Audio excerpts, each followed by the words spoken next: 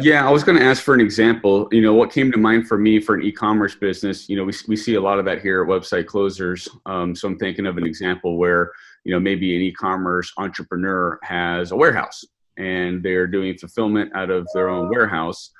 In some cases, I'm thinking two different scenarios. One where it's just for themselves, and one where maybe they've also got some third-party revenue. Maybe they're doing some fulfillment for a couple of buddies companies or something like that. Where do you see that on the burden versus value Well, scale? I think that's part of the analysis is that where does it fit there, right? And I think your point is well taken, but I think also another way that I look at is that Amazon is infrastructure, right? In other words, if you have a business and you're an Amazon seller, if you take your business outside of Amazon, you lose that infrastructure that Amazon presents. So you always have to be cognizant of what you have in terms of the value of the Amazon infrastructure, right? And what's the burden, and where's that fine line? Is that a valuable part of the infrastructure, or is it a burden, more burdensome than it's worth? So that's the more clearly defined place that we don't often think of it as being infrastructure. But to your point, when you add a warehouse or you add an office or you add maybe your own shipping capabilities where you're delivering or things of that nature, all those points are committed, and we consider them to be infrastructure normally is when you're committed to them for longer than a month-to-month basis, right?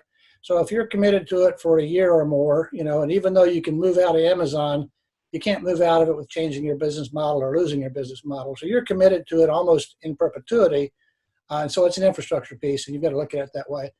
Same thing with the warehouse that you're talking about is, does it add value? What are the alternatives? Is it a burden in excess of what it can be replaced for? That's part of the analytical that we're looking at and saying, what does it bring to the table?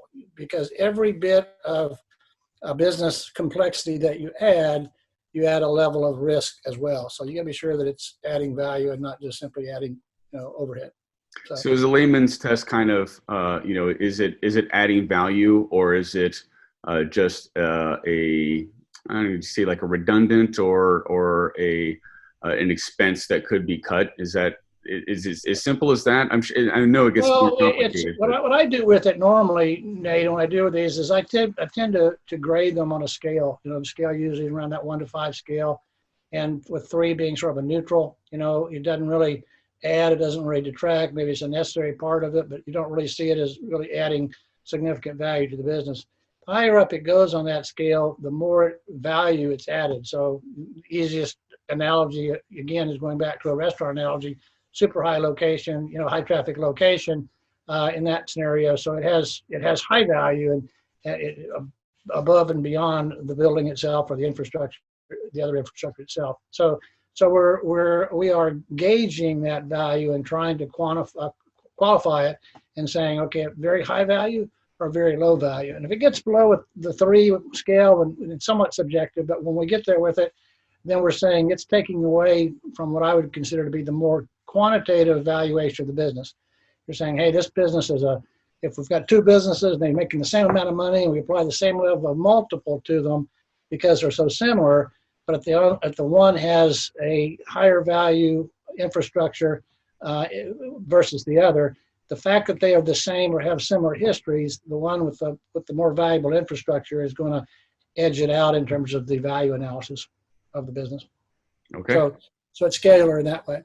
Be sure to subscribe and hit the bell for notifications about new videos and interviews. And introduce yourself in the comments. Are you a buyer or a seller?